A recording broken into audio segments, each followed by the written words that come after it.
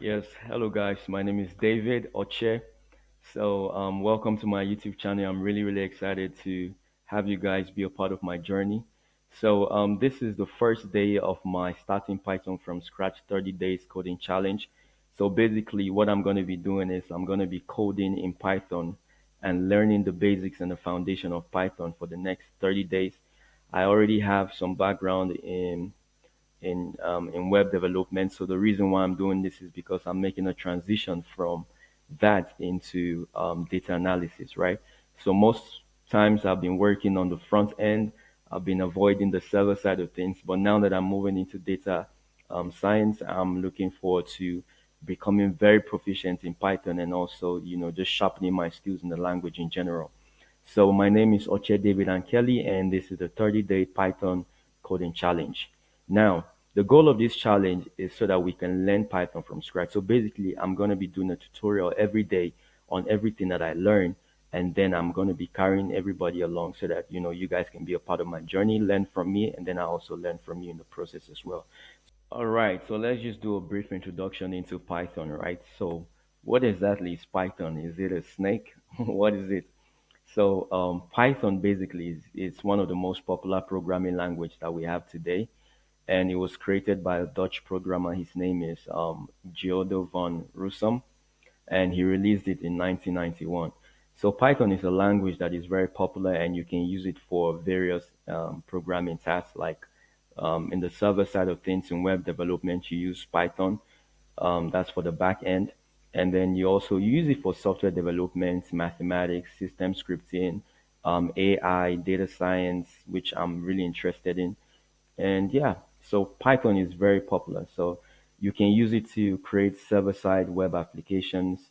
You can use it to also connect database systems, modify files, and just create rapid prototypes as well. The reason why Python is a choice for many developers is because it has a cross-platform ability. That means you can use it on Windows, you can use it on Mac, you can use it on Linux, you can also use it on Raspberry Pi. So its syntax is actually one of the most popular reasons why developers also use it, because it is very similar to English language. So a lot of things, programs that you're writing, it's mostly in English, so you can easily understand what you're doing, right? So Python is a very good programming language. And right now I'm also going to be showing you guys like how to install Python. So if you want to install Python, basically, I'm not going to be going too in depth into this because we would like to focus on other aspects as well. But if you want to install Python, you just come to the official Python website, which is this python.org/downloads. I'm gonna be dropping like a document in the description where I will show you as the codes. Maybe if you want to install it on your Linux terminal or something, I will write down codes for you. But we're not gonna go too in depth into this. But you just come to the site, you download the latest version of Python, which is Python 3.12.4. So you just download this version, right? That's if you're using Windows. And once you're installing, make sure that you click on add to path. So this will ensure that it is part of your environment variables if you're using Windows, right? And then if you're using Linux, for Linux, you can run it through the command line terminal. So you just use sudo apt update. Once you write sudo apt update, and then you write sudo apt install Python 3, and then you will have Python installed on your computer.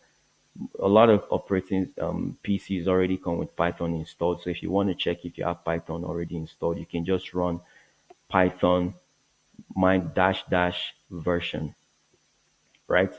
Python 3 dash dash version will show you the exact version that it will show you if you have Python installed, and also the version that you have installed on your computer.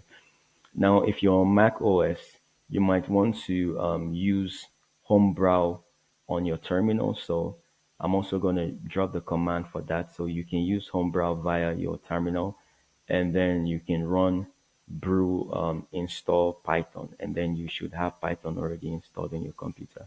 But everything that you need, the documentation, how to download it, is very explained on this website. So you wouldn't really have an issue with that. But if you do have any issue, please comment down below, and I'll be able to guide you on how I was able to install it on my computer as well. So guys, this is the basic introduction into Python and also the installation.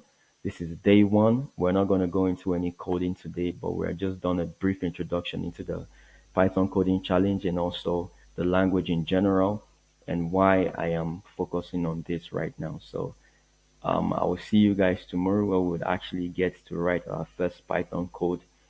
And then from there, we'll all progress together on becoming proficient data scientists.